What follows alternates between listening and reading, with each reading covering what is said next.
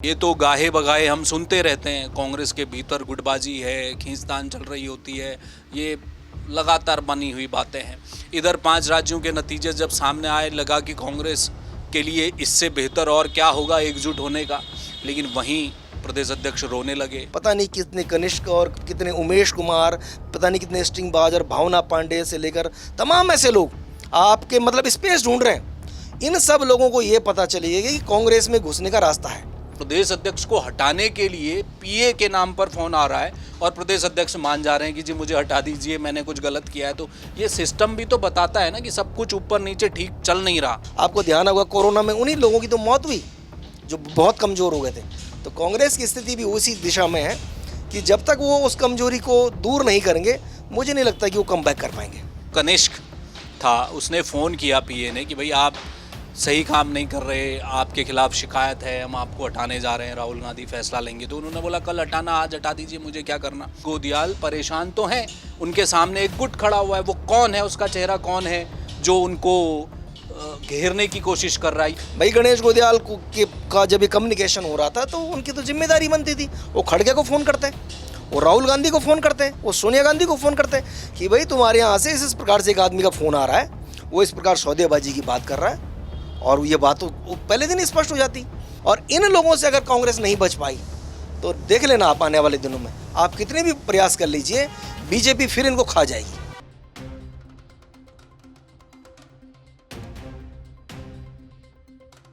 बीते दिनों 5 राज्यों के नतीजे सामने आए।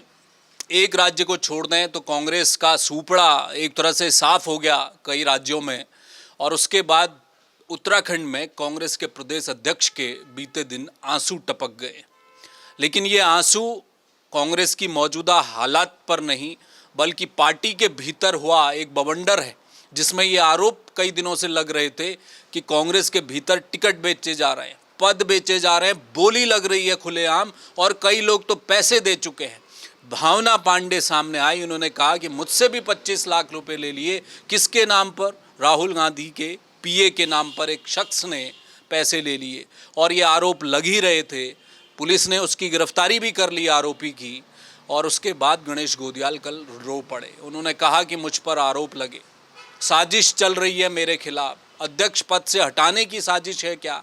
गणेश गोदियाल को बने बने जुम्मा दिन हुए और आगे 2027 में कांग्रेस की वापसी कराने का जिम्मा हाईकमान ने उन्हें दिया था। उससे पहले क्या पार्टी के भीतर चल रहा है और क्या आगे अब पार्टी का भविष्य रहने वाला है, नेता क्या कर रहे हैं, उनके आपस में जो गुटबाजी के आरोप लगातार लगते रहे, वो उसकी हकीकत क्या है।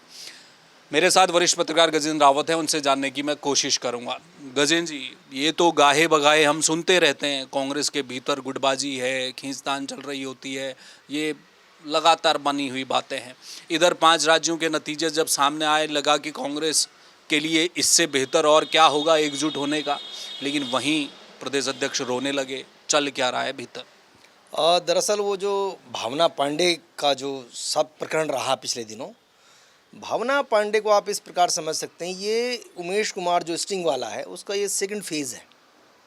इन लोगों को, उर्मिला सनावर से लेके भावना पांडे और इन तमाम लोगों को लगता है कि जिस प्रकार से उमेश कुमार ने दूसरों को स्टिंग करके, दूसरों के घरों में घुसकर, दूसरों के साथ साँठ-गाँठ करके इस प्रदेश में ये इनके इन प्रकार के विधायक बन गए, तो ये एक क्यों नहीं बन सकते। तो इसीलिए आपको ध्यान होगा कि जब यहाँ पर त्रिवेंद्र सिंह रावत की सरकार थी तो उमेश कुमार का एक ऑडियो लीक हुआ। उस ऑडियो में उमेश कुमार कह रहे थे उस गॉड को, जो स्टिंग में लगाया गया आदमी था, कि अभी तक ओम प्रकाश का स्टिंग करने में 19 लाख रुपए इन्वेस्ट हो गए हैं। तो बेसिकली जो भावना पांडे आज 25 लाख रुपए खर्च की बात कर रही, देने की बात कर रही, कभी 17 लाख की बात कर रही, कभी वो सीटों को तय करने की बात कर रही, बेसिकली वो खर्चा नहीं बल्कि वो एक इन्वेस्टमेंट पॉलिसी है। ये उमेश कुमार से सीखे हुए वो लोग हैं, उर्मिला सनावर तक और भावना पांडे तक, इन लोगों को लगता है कि आने वाले दिनों में उत्तराखंड में अब 105 सीटें विधानसभा की हो जाएंगी, लोकसभा की बढ़ जाएंगी। तो वैसे तो कोई रास्ता है नहीं जीतने का। तो जिस प्रकार के रास्ते उमेश कुमार ने अपनाए, क्या उन रास्तों के थ्रू विधानसभा में जाया जा सकता है, लोकसभा जा सकता है। और आपको तो पता होगा कि वो भावना पांडे मैडम तो एक पार्टी भी बना चुकी थी, उस पार्टी का सिंबल लेकर आई, बहुत बड़ी बड़ी बातें की कि हरिद्वार में जो है फतह करने वाली हैं, फिर पता नहीं चला कि कहाँ गायब हो गई, क्या हुआ। बेसिकली ये जो इन्वेस्टर्स हैं, जो अपना दाएं बाएं से इकट्ठा किया हुआ पैसा इस रूप में खर्च कर रहे हैं कि आज किसी पार्टी पे, किसी दल पे, किसी कार्यक्रम पे, आप बताइए कि उसका क्या मतलब है किसी होटल वाले का किसी व्यक्ति के 25 लाख रुपए का बिल पे करने का? उसे क्या मतलब था कि कांग्रेस पार्टी के कौन लोग लड़ रहे हैं, कौन लड़ेंगे नहीं करेंगे, उस पर वो कह रही कि उन्होंने गणेश गोदियाल को 17 लाख रुपए दिए, फिर वापस भी ले लिए। वो खुद कह रही है कि किस किस विधानसभा में कौन लड़ना चाहिए। वो भावना पांडे कौन होती तय करने वाली? इसका मतलब भावना पांडे के इन्वेस्टर हैं, वो उमेश कुमार का दूसरा रूप है। और ये लोग, इन लोगों के भरोसे अगर आज गणेश गोदियाल हैं, हरक सिंह रावत हैं, प्रीतम, जो भी लोग कांग्रेस को चला रहे हैं, या राहुल गांधी भी हैं, आप सोचिए कि अगर आप उमेश कुमार का सहारा ले रहे हैं, आप भावना पांडे का सहारा ले रहे हैं, तो कांग्रेस का कमबैक नहीं हो पाएगा। जब तक कांग्रेस का कार्यकर्ता खुद खड़ा नहीं होगा। और आप इतिहास देखिए इन लोगों का, जिस व्यक्ति ने स्ट्रिंग करके उनकी सरकार को अपदस्थ करने का काम किया, जिस व्यक्ति ने उनकी सरकार के खिलाफ षड्यंत्र किया, आज भी हरीश रावत वो सीबीआई को फेस कर रहे हैं। आज भी उस 2016 के दल बदल से कांग्रेस पार्टी उभर नहीं पाई है। और आप फिर अगर उमेश कुमार से नज़दीकियां बढ़ाएंगे, भावना पांडे जैसे लोगों से आप पैसे लेंगे और आप उनकी मदद ले रहे हैं या आप उनके ट्रैप में आ जा रहे हैं, तो निश्चित रूप से ये इस स्थिति में मेरा मानना है कि कांग्रेस और ज़्यादा जो है गर्त में है। और जो सोच रहे थे हम लोग कि भाई हो सकता है कि कांग्रेस समय के साथ जो है सबक सीख रही हो, इन 5 राज्यों के जो आपने शुरुआत में बात करी है, वो कहाँ थे? वो राहुल गांधी को हमने देखा ममता बनर्जी के खिलाफ भाषण देते हुए। आखिरकार उस बंगाल में 2 सीटें लाकर कांग्रेस पार्टी को क्या हासिल हुआ? उन्होंने ममता बनर्जी के खिलाफ जो वहाँ भाषण दिया, उससे क्या हासिल हुआ? उन्होंने जो टीवी के से जो शुरू में कहा गया था कि आप विजय के पिताजी ने कहा था कि आप गठबंधन कीजिए तमिलनाडु में, उन्होंने नहीं किया। वो स्टालिन से अपनी मित्रता निभाते रहे। वो आज की तारीख में भी इस बात को नहीं समझ पा रहे हैं कि जो आरएसएस का जो बेसिक एजेंडा है, उसका एजेंडा क्षेत्रीय ताकतों को खत्म करने का है। कांग्रेस तो बीच में कहीं लहर में निकलती हुई दिखाई दे रही है आपको। अदरवाइज जो जब तक आप उस आरएसएस के एजेंडे को फाइट नहीं कर पाएंगे, तो आप यहाँ जितना प्रयास कर लीजिए, कुछ भी कर लीजिए, और वो बात इस यहाँ तक उत्तराखंड तक जिस अंदाज में आ गई है, ये भावना पांडे और ये उमेश कुमार मॉडल के रूप में, मुझे नहीं लगता कि कांग्रेस आपको कहीं गंभीर दिखाई दे रही है। ये जो ट्रैप की आपने बात की ना, बड़ा आश्चर्य होता है इस बात को देखकर। कल जब गणेश गोदियाल बात कर रहे थे मीडिया से, उन्होंने कहा कि उनको फ़ोन आया, वो जो कनिष्क नाम का कोई शख्स है जो पीए बताता है राहुल गांधी का, क्या किसी प्रदेश अध्यक्ष, वो तो नाम लिया जा रहा है यशपाल आर्या का भी, हरीश रावत का भी। कल भावना पांडे खुद कह रही थी कि हरीश रावत का फ़ोन तो नहीं, लेकिन एक वीडियो मतलब वॉइस सुनाई गई, कई नेताओं के नाम लिए हैं कि उनसे भी बात हो रही थी। गणेश गोदियाल खुद कह रहे हैं कि बाकी लोगों ने भी बात कर ली और मैं भी विश्वास मान गया। तो ये कांग्रेस का इतना लच्चर, इतना सुलभ सरल सिस्टम है कि अगर एक प्रदेश अध्यक्ष को हटाने के लिए पीए के नाम पर फ़ोन आ रहा है और प्रदेश अध्यक्ष मान जा रहे हैं कि जी मुझे हटा दीजिए, मैंने कुछ गलत किया है, तो ये सिस्टम भी तो बताता है ना कि सब कुछ ऊपर नीचे ठीक चल नहीं रहा। दरअसल गणेश गोदियाल के पास जब टीम नहीं है काम करने के लिए, उनकी कार्यकारिणी नहीं है, वो किन लोगों से काम ले रहे हैं?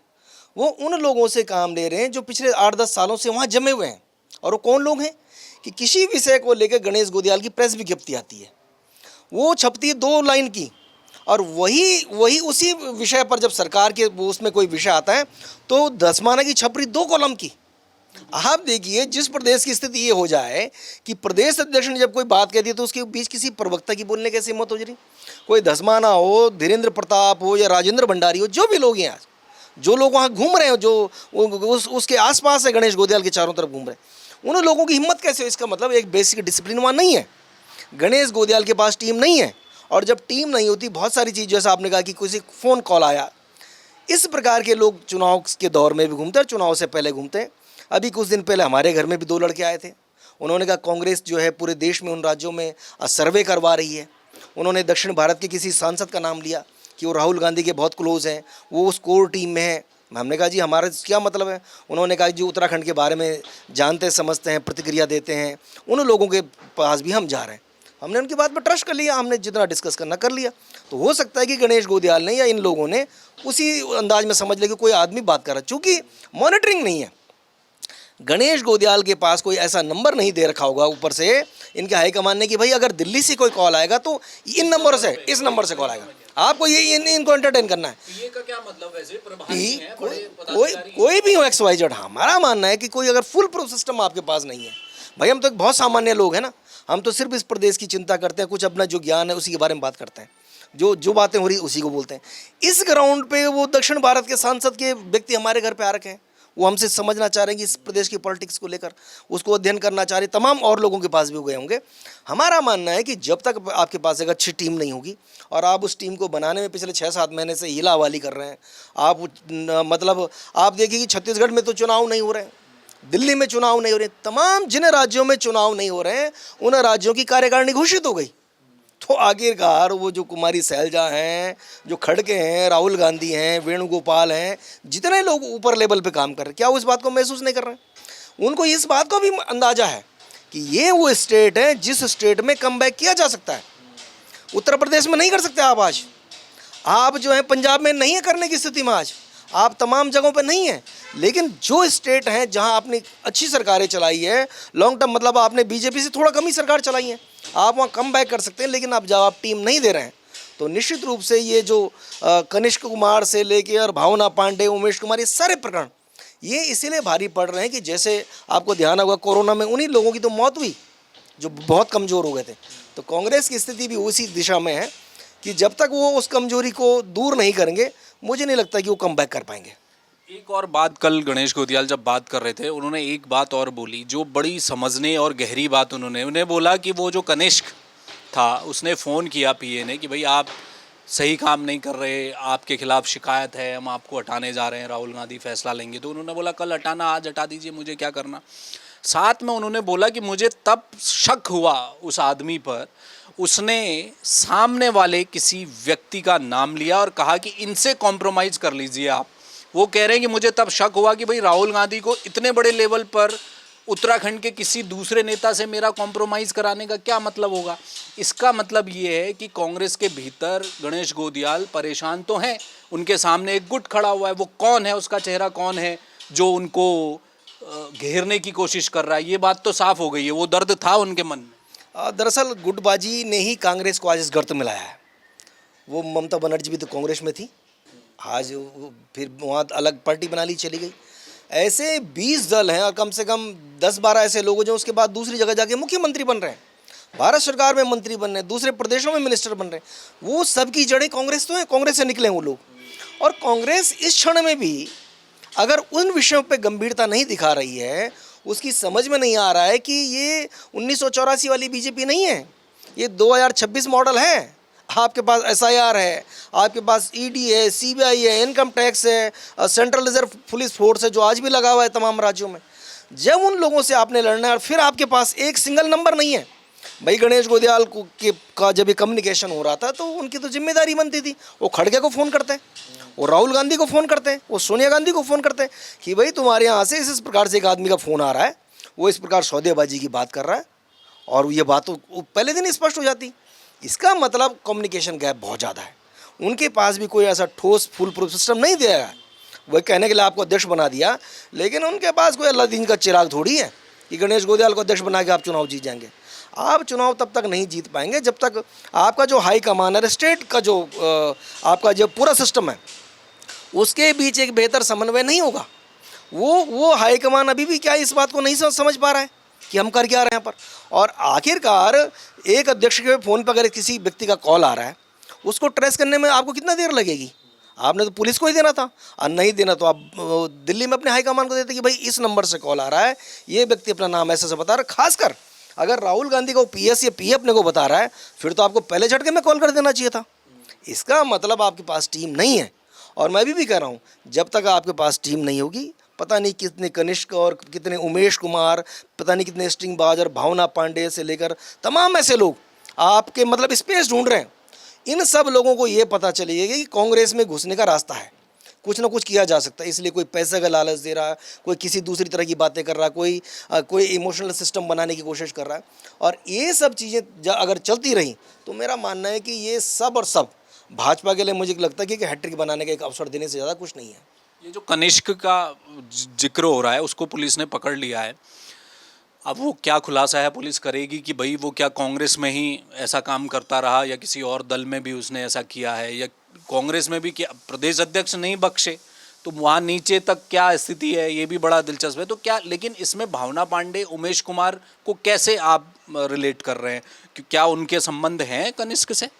मेरा मानना है कि जो काम कनिष्क कर रहा है वही तो उमेश कुमार कर रहा है, वही भावना पांडे कर रही है। भावना पांडे का ये विषय तो अब जाके आया ना 25 लाख रुपए वाला।